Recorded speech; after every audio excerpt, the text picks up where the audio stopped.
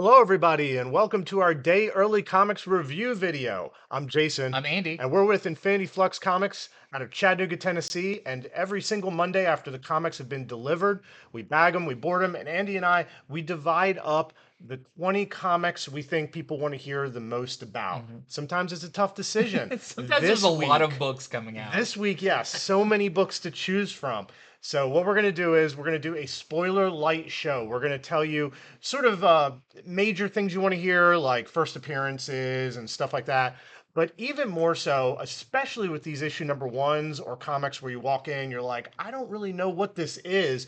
We're going to tell you what it's about. We're going to tell you who does it. We're going to tell you what art style it is. We're trying to connect the right comics with the right people. So we'll each do 10 of them. By the end of the show, we'll have gone over 20 comics, all their variants, the incentives, the whole kit and caboodle.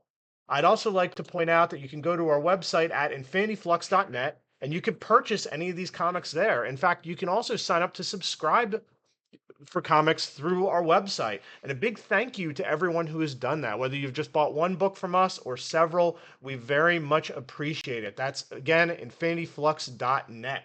All right, let's get to the show. It's a big week, lots to go through. Yes. Andy, what are we starting with? Starting with Green Arrow #3. So this has been a really fun series from Joshua Williamson and Sean Isaacs, and it continues to be that way with issue #3. So in the previous issues, we've kind of seen that the Arrow family, there is something preventing them from all being in the same place at the same time. Like as soon as they're all together, a couple of them get teleported away. What is this? Why is this happening? We do learn pretty much, I don't want to say everything about it, but most of why this is happening, how it's happening, and everything in this. In the previous one, we saw that Green Arrow and Roy Harper's daughter, Leon, were got teleported to this kind of futuristic planet. But at the end, they got teleported somewhere else where we find out where that is. And it is very cool because they are in the 31st century with the Legion of Superheroes. So this is kind of fun because it's characters you don't always see interact. Like Green Arrow and the Legion of Superheroes are not necessarily run in the same group, but it's really cool to see. Meanwhile, on Earth, we have Black Canary, Roy Harper, all of them up against Peacemaker and Peace Wrecker, who are under orders from Amanda Waller. And it's very funny because you have someone like Peacemaker working for you. He's only going to do so much that benefits him, but if somebody makes him another offer that's better, he might consider it. So there's some information that Roy Harper wants, and Peacemaker says, "I'll tell you what. I'm gonna throw this helmet up in the air that has a little target on it. Whichever one of us, me with my, I think he says like my awesome bullets, or you with your little arrow, gets gets closest to the mark. They get the information, or you just have to leave us alone." So it's really fun to see. You can imagine how that goes. But there's a lot of things that are answered in this, uh, but continues to raise really interesting questions. And I don't know, you'll have to read it to see, but there's some pretty surprising final scenes in this issue. So another great issue of Green Arrow. Does this lead into Night Terrors at all? No, this one, interesting enough, does not have a night terrors like someone falling asleep or something like I'll that. get to it Because later because Harley Quinn has a little bit of a yeah, lead and I think a in. few weeks ago, maybe Supergirl was in one where she fell asleep. So it's interesting. Some are doing it, some aren't. But that is our A cover. We also have our Derek Chew variant. We've got our This is the Vecchio Pride Month variant. And we have this 1 in 25 Edgecur variant that we're selling for $20. And when I say there's a final page surprise in this, there really is something that you have not seen in quite a while shows up. So All not right. a first appearance, but a really cool thing. So I'm going to begin with Thor issue number 35. This is the finale. This is the end of the plot line, the end of the series. And, they just relaunched Hulk, Mhm. which, Hulk and Thor were two of the series Donny Cates was writing. Yep. and then he kind of left to do other things. And so this kind of wraps up all the stuff he had begun, and that was continued by Gronbeck, who's written it to the end. So there's no major spoiler to this one as far as like no major first appearance or super death that you don't expect, but it is a wide cast of characters. It has a lot to do with Hela, who you see on the cover here. She has the gauntlet here. It doesn't exactly go down like that.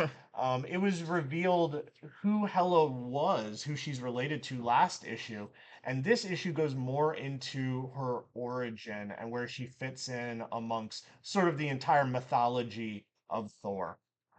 This has just a wide cast of characters in it. You got Loki in there, you've got Jane Foster, you've got the other Valkyries, even Doctor Doom, who it was great seeing what he was up to last issue. He was doing such terrible things. This issue, he cools his jets a little bit. But I think it was a well written finale, and just had to bring it up because hats off. This Hmm. went for a long time. It wasn't just Yeah. a 12 issue thing. It saw multiple creative teams on it and everything. So what I also want to say is next up there is going to be an annual. It's by a different creative team. Then after the annual, it's relaunching as Immortal Thor, and that's going to be done by Al Ewan with art by Martin Cocello, and it's going to have Alex Ross covers. Oh Looking yeah. forward to that. Yeah, so you'll get to see a little bit of that if you buy this issue. They have the cover to it right at the end. So here we have this awesome Daniel Warren Johnson variant. It's very metal. Yep. And we have this, they call this the last look variant.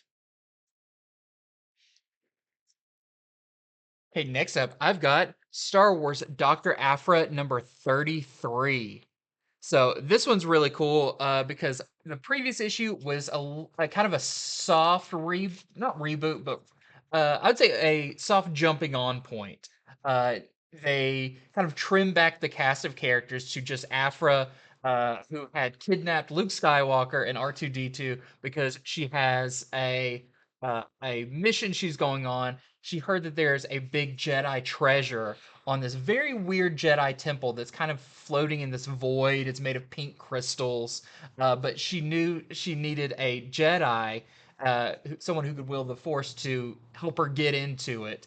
And Luke decides to come along because he's like, I'm trying to learn more about the Force. So I'll come along and maybe I can get something out of this too. So in this one, there was a big shock at the end of the previous one where Shakti and Aayla Secura, two Jedi from the Clone Wars, appeared who should be dead. We do find out how that happened through some flashbacks and all of that. I'll say, like, it's nothing too surprising, but it is really interesting. But we do learn what this place is. There seemed to be something weird going on here that there's some kind of voices and whispers as they go through this temple that are telling Aphra and Luke some pretty things they don't want to hear, but kind of some truths about themselves as this kind of spirit floats through the crystal. So it's very weird. I almost want to say it's a little horror. Like part of it kind of reminded me of like Bloodborne, the game, because there's an element of like there's this constant ringing of a bell as they're going through it. And that bell may be actually keeping something at bay, which is just it seems so horror movie like. And you can imagine they might have something to do with unleashing this horrible thing. This is, I would say, the first cameo appearance of a very strange being called the Star Weird. It's not really a spoiler because it is on the next couple of covers. They've shown it off. But there's a thing called the Star Weird. We don't quite know what it is or anything like that, but I'm very interested to see. And if you haven't been reading Dr. Aphra, pick up 32, and I think 32 on. You're going to have a great time. Very easy to get into, and a great mix of Star Wars and a little Indiana Jones as they go through some traps, some very iconic Indiana Jones traps in this, including some blades that go by, a bridge that you got to walk across. It's all I mean, really do really they fun. update it like Star Wars? Is it like instead of blades, it's two lightsabers trying to? That's just pink crystals, Okay. but really really fun. So that is our A cover for Star Wars 33 or Aphra 33. We also have the Jimenez Pride variant. We have the Marquez Ayla Sakura variant, and that is it. I have a quick Afra question. So, with all your Star Wars knowledge, it's amazing that she's been in multiple comic series, her Yeah. own series. She's not been announced for any shows, any movies. Has she been in the books? I know you read all the books too. She had her own it was actually released first as an audio drama with like a full cast of characters, but then they did release that as a standalone book that has like a script style thing. But no, she's just so on the verge of breaking out into more. I know there's talks or rumors or wonderings if she's going to be in the new game they just announced or Scoundrels, so we'll have to see. But I think Aphra is just one to always keep your eye on. Yep. I knew you would know. Oh You yeah. know it all. You know it all. Okay, so I read Batman Brave and the Bold issue number 2. This has been really good. So this is an anthology book, meaning it is thick. It is square bound. It is 7.99 because in it there are 4 stories. Really, it's sort of like 3 bigger stories and 1 smaller story. And the 3 major stories, they're all continuations from the first issue. So you want to check out the first issue before you get this one. But the main headline story is by Tom King and Mitch Gerads. Gerads does really good art in it too. Yeah. His art is just incredible. And they're telling the tale of the first time Batman and the Joker ever fought.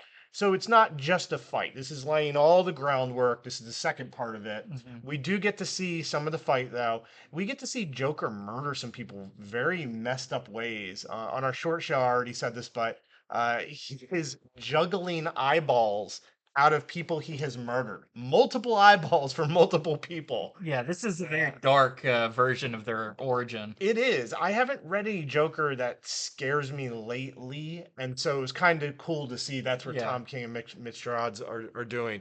But there are other good stories in this as well. There's a Superman story in this one. Hmm. There is also a Batman story about his scars. Like when Batman takes off his shirt, he's got all the scars. It's a short one though, but it's by Joel Jones, who does some incredible art on that. It's done in black and white, which is cool. And other people in this, you got Ed Bryson in this, you got Chris Cantwell. So just a lot of talent in this. But I'm not going to go on about all of that. I just wanted to tell the main thing about the Tom King one. So here we have the variants. We have the Derek Chu variant, appropriately dark for Yeah, Chu. very. He does Gotham, and it's like it's got to get dark. And here's the Brett Booth variant. And then lastly, I have this 1 in 25 Schmidt variant we're selling for $15 while it lasts. While it lasts, might not be long. Okay, next up, I've got World Tree number 3. So this continues just to be a crazy, crazy book written by James Tynion with art by Fernando Blanco. And I like it because I feel like the first issue already had me hooked, but every issue after that, more is kind of uncovered. It's not like they gave it all to you in the beginning, but also not like we were going issue and issue and not gaining any ground. This one, so we get more of some of the characters that were set up in the last issue. The last issue had a lot of new characters and kind of how they fit into this world tree story. So we have Gabriel, who is kind of the rich billionaire that was one of the original people that discovered the Undernet and then sealed it away. He's and his friends back when they were younger and they discovered it are now going around trying to cover it back up since somebody has reopened the Undernet. So we get some cool story with that. We also get that team from the last issue that basically kind of an extraction team. They know someone is in a house looking at the undernet, and it kind of has them paralyzed. And so they're going into this room. They put blindfolds on so they don't see it, and are going to try to get this person out of there. So that's really cool too. And the person who is seeing it, you do get a glimpse kind of through their eyes of what the undernet looks like. And it's more than just like web pages. It's, as you can imagine, something truly horrific is going on that kind of has these people captivated. Um, but the other thing I thought was really cool, we do kind of learn why there's the glitching effect that some people go through that you've seen on some of the covers where colors are kind of stretched. We learn a little bit more about that. And I think the coolest thing is through a conversation that happens towards the end, we kind of get what at least a maybe an analogy or something for what the undernet is. Someone basically says like, "Hey, imagine it's like this, and we need to do this," and it kind of you kind of go, "Oh, now I see." Kind of the structure of this book a little bit more and what's going to be happening. I'm not going to give it away because I thought it was a really cool reveal, but it continues to be really scary. Uh, it's scary kind of in a real world way, and scary in it kind of just creeps over into the supernatural realm as well. So, just a fantastic book. World Tree, very mature as always, but just chock full of story. I think people are really loving. We also have this Marcos Martin variant that I actually think is kind of, I wouldn't say like cute, but it's kind of a lighter, more interesting take on this as you see the one guy who's just enjoying the scenery instead of looking at his phone. And we also have this 1 in 25 Campbell variant there where you're selling for $25 while supplies last. And also wanted to mention that the World Tree issue number 2 second printing is out this week. So if you missed number 2, they've been doing some reprints of 1 and 2, so you're probably able to catch up at your comic book store this week. We're kind of doing an unexpected James Tynion corner here because the next book has something to do with Tynion as well. It is a brand new series called The Oddly Pedestrian Life of Christopher Chaos. So this is from an idea by James Tynion. So he didn't write this, he conceived of it. It's written by Tate Bromble with art by Isaac Goodall. Was that? I'm sorry, Goodhart. Isaac Goodhart did the art for this book. I have to say, so if Tynion helped conceive of this, he also, I think, helped conceive of the title. He loves his long titles. Yeah. So, The Oddly Pedestrian Life of Christopher Chaos. I have to say, Christopher Chaos' life does not seem very pedestrian to me. So, I think that the title is supposed to be ironic or just, captivating enough that you open the book. Anyhow, I enjoyed this. This might have been one of my favorite comics I read this week. So Christopher Chaos, you get to see him growing up, and he just has a different way of thinking about things. He has a different mind. His brain is different. He is just super smart, and his brain almost like drags him along doing things and helping him invent things and doing things more fantastic than other parts of his mind really understands. It's like he's trying to get to know his own self because his brain is so brilliant. Hmm. Basically he has the mind of sort of a like a mad scientist brain, Mhm. but he's a high schooler. Okay, and so this is a great power for him, but at the same time it leaves him very lonely. So this is also a very personal tale of just how having power can make it where others can't relate to you. So in this first story, we get to see how he thinks, and I like that. Some comics kind of jump right in a little too fast before you get to know the character. If you read this, I feel like you will get to know this character and know if you like them or don't like them. I did. I thought he's an interesting character. Well, there's a new kid at his school who he falls for. He gets a little crush on, and he follows this new kid. And it turns out this kid has an even bigger secret than he does, and that monsters exist. Perhaps he's a kind of monster. But worse than that, there's a monster hunters out there and they look scary and they kill this person in front of him. So his whole world gets like blown open. So it's not enough that he's trying to, deal with his mad scientist brain, but the world is bigger than he ever expected. So this is a horror sci-fi superhero story. I liked it. I thought the art by Isaac Goodhart was really, really good. And so now you all know more about why maybe you want to pick this book up. There's nothing pedestrian about that at all. Seriously, yeah, yeah. James Tynion is like, you can put my name on this, but I get to get the title, and the title has to be this long. Okay, so we have some pretty cool variants on here. This one's great. Yeah, so this is the Goodhart variant. This is the interior artist doing the variant. Then we have another really cool one. This is the Talaski variant.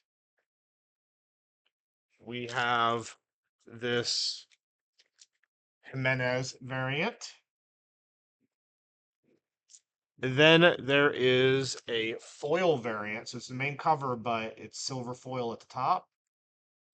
And lastly, we have a 1 in 10 of this is the Goodhart Virgin variant we are selling for just $10. It's very Francavilla look I to was thinking that too. Like if somebody was like, "Who's the artist?" and it's somebody Yeah. I would guess Francavilla. Okay, next up I have a book that's quickly becoming one of my favorites. Just and it's only issue 2, but it's just such an interesting concept. It's City Boy, issue number 2 from DC. So this is really cool. We have our character City Boy, Cameron, and we saw in the last one he is kind of a drifter kid, lives on the streets, but he has the power to basically communicate with cities, find things that are in cities, all of that. Very cool, very a concept that could go anywhere when you start. It's a very conceptual It's a power. conceptual power, Yep. yes. So he's kind of appeared before his own series and a couple of things. This we're really getting into his origin and all of that. So we saw in the last one that his origin, he kind of got caught in the middle of an experiment going on, where the mad scientist type character in this was trying to do exactly what he ended up doing. It's not like uh, you know something weird happened and it turns out he can talk to cities. No, they were planning on this is a way to communicate with cities. They have their kind of reason how that can happen and everything. But it's really cool in this one because for one, find out why were they trying. Why was this other than just like a crazy concept? Why were they trying to do this? Like, what is the end goal of communicating with cities? So that's really cool because it actually plays into a larger um, I would say DC idea. Something that encompasses a lot more than just this one character. He's potentially a really powerful character. It's just the power went to the wrong person. So that's really cool. Also, we know in some of the previous little stories we've seen of him, like Gotham, uh, as communicating with it, became like a little mouse made of garbage that sat on his shoulder. Well, in this one, you find out what is Metropolis. It's definitely not a rat like Gotham. It is something much grander that is really cool. But you also just see some of City Boy's powers. How does he do like combat? Well, if you can manipulate cities, you can move stuff pretty easily within a city. So very cool in there. I think the big takeaway is that his powers seem to be setting up something pretty big in the DC universe if it plays out. So definitely recommend City Boy number 2. Very fun issue. Hopefully this one gets extended as well to something longer. We also have the Inyuk Lee variant as well. And of course, when you've got Metropolis in there, you've got some favorite residents of Metropolis that might be showing up. All right, so I read Carnage Reigns Omega. It is the finale of the entire Carnage Reigns thing that Cody Ziegler has been setting up and writing for quite some time. If you've been reading it, you kind of know where things are at. You got Miles Morales in a new Iron Spider outfit. You have Tony Stark in some new anti-symbiote armor. They have teamed up with a very unlikely crew. You got Scorpion, you have Taskmaster, Agent Gao, Hightail, I don't think I left any. Oh yeah, and Red Goblin. So Hmm. it's all of them trying to take on Carnage. And Carnage's Cletus Cassidy, his whole thing is, he's trying to become as powerful as godlike as he wants. Right on the cover there, you see it looks a bit like Null. Hmm. So definitely going that way. But he has gained some technological power. It's like Carnage confused with machines, and he's been using Stark technology. They're in a bad place. So this is the last big battle, and I won't tell you how things go, but it does all get wrapped up by the end of it. And the last thing is you get to learn sort of the final fate of Kenneth Neely, the serial killer who has Hmm. been sort of Carnage's sidekick through this whole thing. Yeah. You get to see what happens to Neely eventually as well. And we have two variants to show you. Here is the Sequera variant with that new iron armor, It's very cool. iron spider armor. And then we have a 1 in 10 OTA design variant we're selling for $10. And that's the new Tony Stark anti-symbiote armor. Because he needed another Iron Yeah. Man Why suit. not? Why not? He hardly has any. Okay, next up, I've got Star Wars Darth Vader Black, White, and Red issue number 3. So, like all of the Black, White, and Red issues, this one has 3 stories in it. It continues the Jason Aaron story.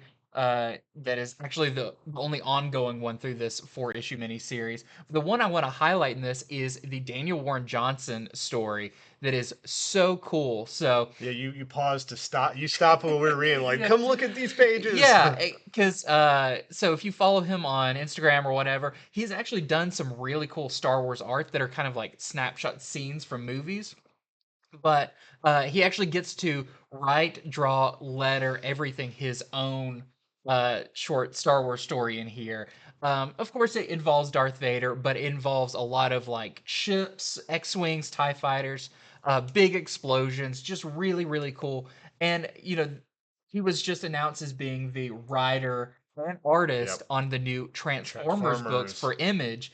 And if you just want to get a taste of what that might be like, read this. Not that like anything transforms in this, but just machinery and his when he gets to write and draw something, kind of like his Beta Ray Bill miniseries that was fantastic. You're in good He hands. turns the volume up to 11 when the dial Absolutely. only goes to 10. Yes, yeah, like this has dialogue in it. It didn't need it because you could follow the story just from the action, which is a incredible feat. So this has a couple other stories in it as well that were really good, but I just wanted to highlight that one that I think a lot of people will want to check out. So that is Star Wars Darth Vader Black, White, and Red number 3. We also have this is the Carnero variant with a mostly red and black on that one. And we have this 1 in 25 Klein variant that we are selling right now for $30. All right, so I read issue number 1 of Brynmore, which is a new 5-part series from writer Steve Niles and artist Damian Worm. They were the team on October Faction. And so the cover's already kind of giving you the feel of what this book Mhm. is about. So our main character, Mark, he is returning to this little island off the coast of North Carolina called Turner Island. And it happens to be named after his family. They were sort of the original settlers there, but that was a long time back, and Mark has been away for most of his life. He's just went through a divorce. He went through a bout of alcoholism, and after all that, he just has to return to this island to sort of just regain who he is.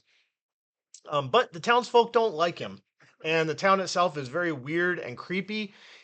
For some reason, he owns an old abandoned church that he decides he is going to set up as his house. So a lot of this is the mood of the art.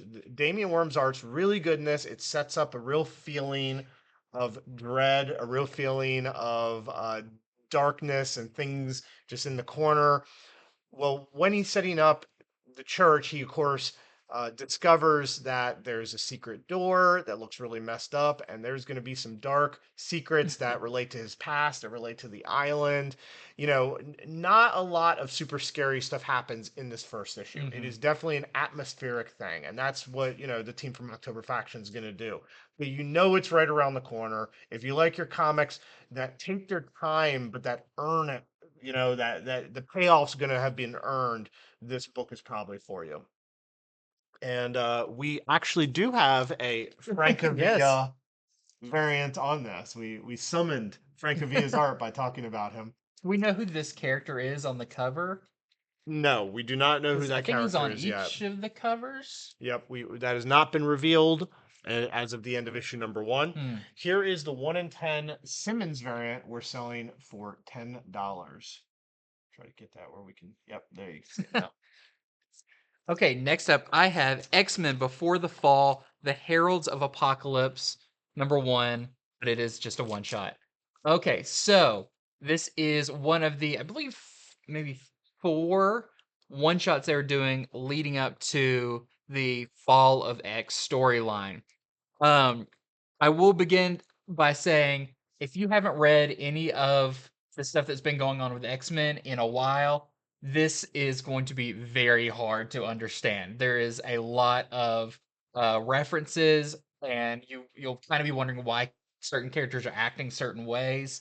Um, Especially Apocalypse, who in this is a very zen Apocalypse. Like it opens with him kind of meditating as a little demon thing comes to him, seeking advice. And he imparts like his wisdom of like the meaning of life and what is good and all of this stuff that is crazy. But this mostly deals with Apocalypse and his wife Genesis.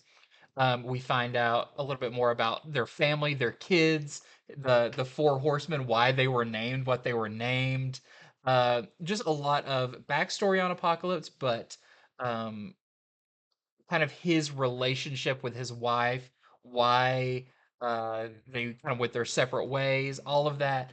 I'm not exactly sure how this leads to the fall of X. It's kind of left ambiguous in the end, what role he'll be playing in that story. But I'll say this is by Al Ewing, and if you read anything by Al Ewing, you know this is very brainy stuff. This is very high concept. This is very poetic in ways of how characters speak, and you're not going to get any of like your main X-Men in this. This is all Apocalypse and kind of the characters surrounding him. So if you've been following everything going on and you want to read Fall of X, you'll want to pick this one up to see how the stage is being set for that story. But if you haven't, it's going to be a hard read. You may still enjoy it if you like that kind of really dense reading, but just as a forewarning you, it is a meaty read. There's several artists on this as well because it is an oversized issue. So that is the full title: X-Men Before the Fall, The Heralds of Apocalypse, #1. We also have a Lionel Yu variant for this one as well. All right, so I read Detective Comics number 1073. So this issue is more of what's going on with the Orgums. Last issue there was a big explosion at the Orgum place, and all the Bat family had to try to get people out, save them in time. Meanwhile, Batman is in an underground tunnel, fighting for his life. And it's funny because after the explosion, the villains basically try to turn Gotham against Batman, and Batman, he's like, this has happened to me before. Like, I have been hunted by Gotham off and on my entire career. Like, I'll handle it. It's really great. Just they're like, we're gonna do this, and he's like, Batman, I will handle it. But the thing that Batman doesn't count on is they have something called the reality engine that is actually going to make this a lot harder this time around. The Orgums are kind of taking over all of the information resources in the city and sort of twisting everyone's minds. So that's a lot of what's in here. Past that, it's a lot more of history of the Orgum family and their ties to Gotham. That's what the last plot line, this last story arc was about. It's continuing on into this one as well. So here we have some variants. We have the Woods variant. and we have the Reader Pride Month variant. I also wanted to mention that there's a 4-page Night Terrors preview at the end of this, and it's that way in some of the DC books this week, which is really cool. I really enjoyed that a lot, and it kind of sucks. I'm like, wow, this is awesome. And then it said to be continued in Night Terrors number Yeah. one and in Detective Comics Night Terrors, and it's like, just come on. Okay, so I have, make sure I grab it. Action Comics. This is Action Comics number 1056. And this wraps up, at least in our main story, wraps up the Superman versus Cyborg, Superman and Metallo storyline that's been going on pretty much since this new Action Comics arc began. I think these last 6 issues. Um, it's really cool to see them fight. So Superman's facing off directly with Cyborg Superman, but because Hank Henshaw, he's less Cyborg Superman, more of a spirit embodying a body, and he can go to other technology. He's fighting the rest of the Superman family through other technology, which is really cool to see. But it does wrap up that story. And the other big thing in this is there is, I would say, the first, some would call it a first appearance, some would call it a first cameo of what appears to be the next big villain that will be coming out after Night Terrors. It's just like a 2-page thing. It looks like that someone is trying to rally some of the people of Metropolis against Superman.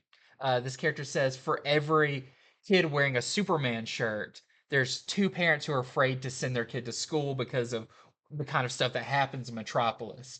And she wants to make everyone scared of Superman. So, uh, very interesting character. She definitely has a look to her.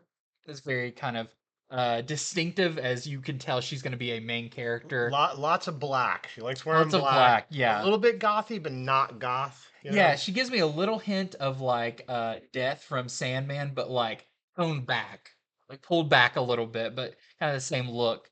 But this also continues some of the other stories. The Superman and Lois story is actually continuing after this. It's not the end of that story, and the Steelworks story with Steel, John Henry Irons ends in this, but it says to be continued in Steelworks, which has already come out. So that one does wrap up as well. But very interesting issue, and you'll see on the variant cover that maybe we get to see that character in another one on the cover. So there is our A cover. We have our Otto Schmidt. This is one of 2 variants. This is for the swimsuit variant. So there's one of them, Where they're and just then chilling, and then the they're one chilling, where, and then yep. one where he's really chilling with that frost breath from Supergirl. So, pick which one you like. Do you like before the action or during the action? Very interesting that they did that. And this is the Sandoval variant, and I think so. The character when you see her in this is not dressed like this, but has some of the same features. So this could be that new character because there's no other character that looks like this Yeah, in the we issue. both think it's her, but her Yeah. hair was just different, Yeah, different hair's length. different, kind of build different, but also a different artist, so you never know.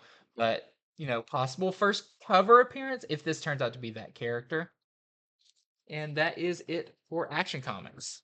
Okay, so I read the second issue of Silk's new series. Look at the cover here. It looks like a movie poster of a Wild West movie, which is totally appropriate for what is going on in this issue. So, as revealed in the last issue, Silk has been somehow captured, and some people are messing with her mind, making her think that she is a character in a movie and there's a monster after her. And whenever she kind of figures it out, they move her to a different type of movie. That's perfect for me. I mean, I love comics, I love movies. Hmm. This weekend, it was the Chattanooga Film Festival, which we're one of the sponsors of. That's how much we're into movies. I think there's a lot of crossover between those two. Yep. So I always like that. Take your comic and have it like it's in a movie. So in the last one, she was sort of a noir detective. In this one, she's in a western.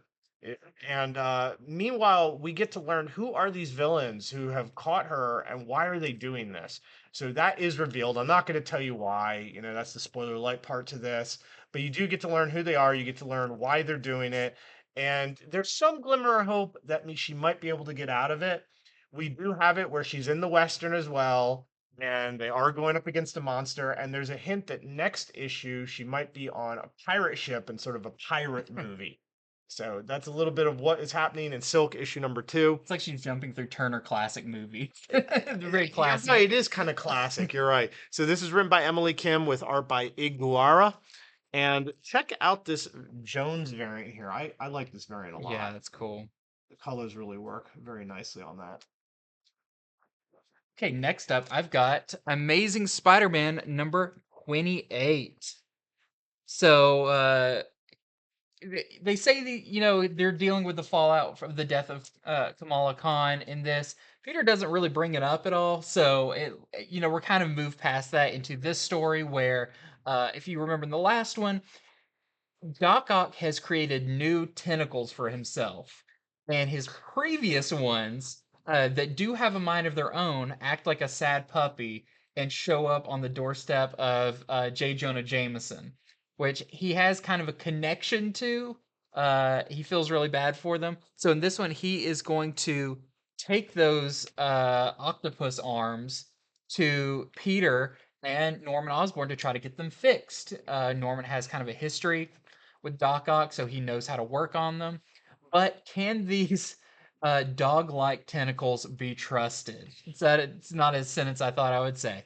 But it looks like Doc Ock has a bigger plan. So he's got his new tentacles, which have a really cool feature where they kind of uh, disconnect, and he calls them his octoids, and they're kind of like little, like Spider-Man sometimes little spider bots. He has these little octopuses that go around, but he seems to have a bigger plan going on, and it looks like it involves some revenge on Norman Osborn. So very interesting issue of Amazing Spider-Man.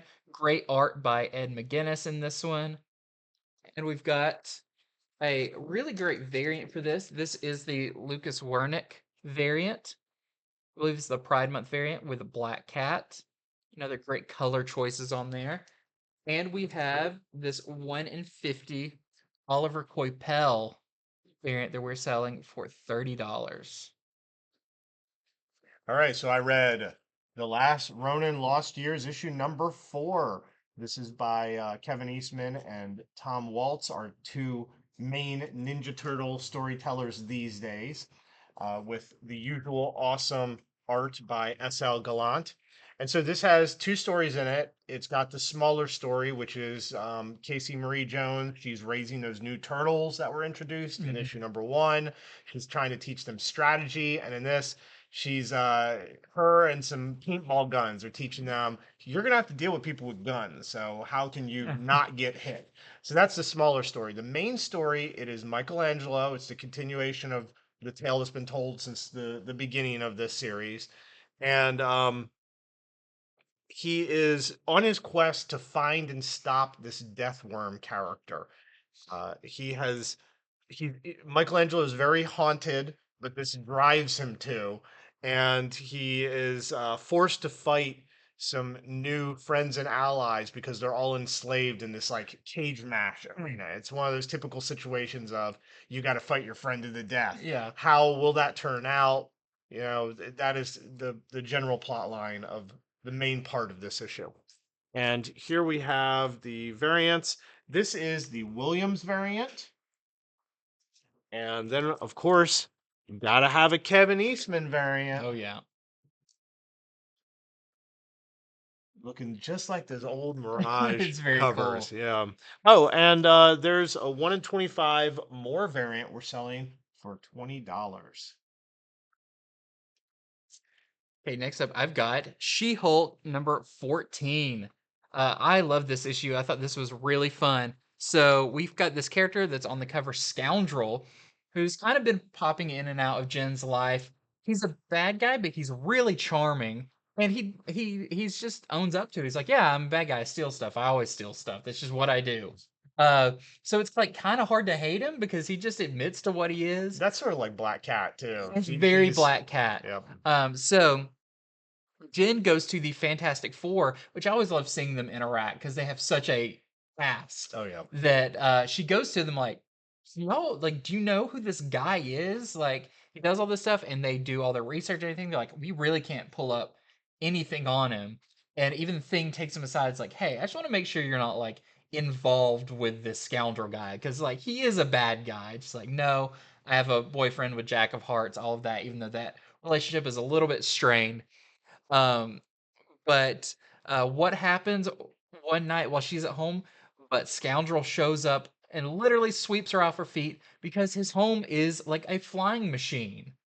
And he's like, "Yeah, I stole it. I steal everything. That's what I do. I just steal stuff. I've stolen stuff my whole life." That's basically what he tells her.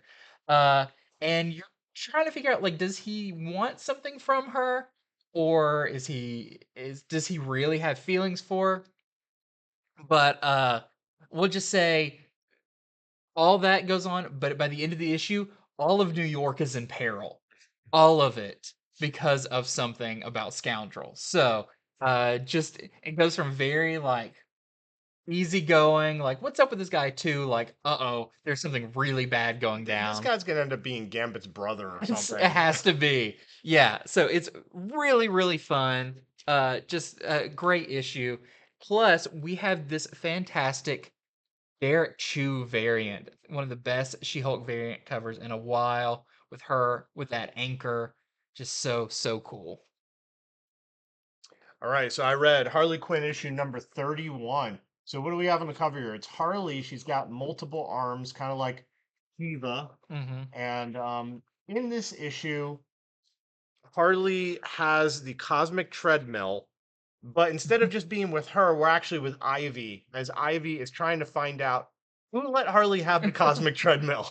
Why would you do this? Ivy is very concerned with why this has happened. Meanwhile, Harley is actually, for her, using it pretty responsibly. She is trying to fix what she inadvertently did that messed up Captain Carrot's universe. The other thing I'll say about this is what happens when Harley chomps into a cosmic carrot and gains superpowers? Yes, that happens in this issue. Also, this is a lead into Night Terrors. Like something happens that like is like to be continued in Night Terrors. That's why I was asking you before if Yeah, they're all doing that or not. So another great issue of Harley by Teeny Howard with the awesome, colorful animated art of Sweeney Boo. And that is Harley number 31. Here is the Frizen cover. Yes, all you Frizen fans, just go out, grab it, yeah. buy it right now. And then we have this. This one is by Row. This is the Pride Month variant for this issue. 50% of it, and you get the other 50% with the Ivy variant that's coming out soon. Or they connect. Oh, Yeah. thank you for adding that. Yeah, That's that's why why it's we a need little two off people center at and stuff. least on this show. Yep. Okay, so lastly, I have Star Wars Hyperspace Stories number 7. No, wait. 8. I can do you better. Call right now, and I'll throw in issue number 9. Man, we're behind on reviewing I these. know. No, they got a little behind on putting out Star Wars Hyperspace, or Star Wars. I'm used to saying Hyperspace Stories because I work on that one. Star Wars High Republic Adventures, issues 7, 8, and 9. Just some stuff with, uh, They switched publisher, yeah, and because they switched publisher, it delayed the release. And Disney has certain dates things have to be done right. by. And so those two things collided to where they're like, we have to release all three of these on the same day. Yeah, That's how it happened. yeah, because they're very particular about the phases. So this is phase 2 of High Republic, and there's a cutoff date of like everything phase 2 needs to be out by this date. So all the amazing creators of this pulled together and got 3 issues done in time. Did you see Tyler today? So Yeah, we know the person who does the text work in yeah. these, and he was like, "Yeah, they made us do it all like Like it was an Yeah. incredible amount of work that the creative teams had to do to get these ready. Yes. So if you're confused, if you go into your store and you're getting this book and you're like, there's 3 issues of this in here. No, your store didn't miss some or reorder them or whatever. There's 3 issues, all new, all releasing this week. And it does wrap up phase 2 of High Republic Adventures and getting ready for phase 3 coming in the somewhat near future. So just wanted to point out that and give you a little bit of information of what happened there. Okay, so the last one I'm going over, and I think what, do you have another one? Nope. This is our last one. It is Storm issue number 2. So this series is really interesting because this is set back when Storm was leading the X-Men the first time around. So they're all still getting to know each other a little bit, and she's still sporting the mohawk, all that. So in issue number 1, a lot of weird things went down, like a storm happened, and during that storm, man, this is gonna be hard to explain with that word. The Storm, the character, she lost control of her powers. Like she went berserk Mm. and ended up falling into the ocean. This weird creature is there, and so in this issue, we learn a little bit about who is this weird creature, what's going on with it. We don't learn all the secrets of it, but what this issue more has, which really amused me, is after that, Storm is seeing this new inventor guy. That is his occupation. I'm an inventor. His name is Travis. Travis the inventor. He looks like Billy Idol. Like they're not drawing him to look like Billy Idol. I would be shocked. And Storm's kind of sweet on him. So it's basically Storm and Billy Idol as an inventor, and he's kind of her new boyfriend. Well, she's like, I want to introduce you to my team of X-Men. You know, she calls them her team. She introduces them, and no one likes this guy. No one. Everyone's like, he's bad. Don't like him. Wolverine like straight out threatens him. You'll just have to read it. It's funny. I don't know where it's going. It's a wild storyline. That's what I'll say about it. Anyhow, that's some of what's going down in Storm issue number 2. And the only variant we have for it, we have this Vincentini Stormbreakers variant for that issue. But there's a Okay, lot of other books coming out this week. there are. So we're gonna just mention all the other books coming out this week, and that's 36 other books that we didn't have time to read all of, including Alien number 3, Avengers Beyond #4, Captain America Symbol of Truth issue 14, Daredevil and Echo #2, Deadpool issue number 8, Ghost Rider #15, Predator issue number 4, Silver Surfer Ghostlight #5. Warlock Rebirth number 3. I'll be reading that one later. Yep, Batman the Animated Adventures continue season 3 #6. DC RWBY hits issue number 5. Riddler Year One hits issue 5 as well. 007 for King and Country issue number 3. Blue Book #5. Creed Next Round issue number 1. I almost grabbed that one to Yeah. read. That's continuing the Creed movies and have Mhm. moved to comics. So if you love those movies, definitely look for that. Dark Spaces Good Deeds #2. Darkwing Duck hits issue number 6. Dungeons of the Dragons Saturday Morning Adventures #4. The second issue of Elvira in Monsterland is out this week. Fables issue 159. When is that? What's the last issue on that? I can't remember if it was 10 or 12 issues that was going to continue. Yeah, I think It's it was like in 12 chunks. issues. Yeah. Hellboy and BPRD 1957 Fearful Symmetry releases this week. Indigo Children #4. Local Man number 5. It's another one I can't wait to read. Masquerade #6. Neighbors number 4. Power Rangers Unlimited Coinless #1. That is an interesting Mhm. title. Red Room Crypto Killers number 2 for all you sick-minded fiends out there. Savage Strength of Starstorm #2. Seasons Have Teeth issue number 3. Spawn Scorched #19. We're almost there. We're at the essence. Starfinder Angels Drift issue number 1. Brand new series. Sorry, I like reviewing the new stuff. There was too much to go over. Sunshine Patriots #1. Teenage Mutant Ninja Turtles Usagi Yojimbo Where When issue number 4 is out this week. Also, Teenage Mutant Ninja Turtles Saturday Morning Adventures #2. So 3 TMNT based books out Yes. this week. Vampirella versus Superpowers number 2. And Vanish #8. Some weeks are just like this, It's- especially like following holidays and yeah. such. I think Juneteenth sort of pushed this week to be Hmm. bigger than it would have been. All right. Well, thank you very much for watching this video. If you're watching on YouTube, hit subscribe. We're heading towards 2,400 subscribers. I can't wait to hit 3K some day, month, year. We appreciate you watching. Also, remember, all these books are up to order right now. If you want to order books from us at our website, infinityflux.net, it is really simple. It's a great site. You can do it on your phone. That's how well made our site is. We're really proud of it. You can subscribe to books. And thank you to everyone who has done that. We really, really appreciate it. So that is our show, and we will see you next time.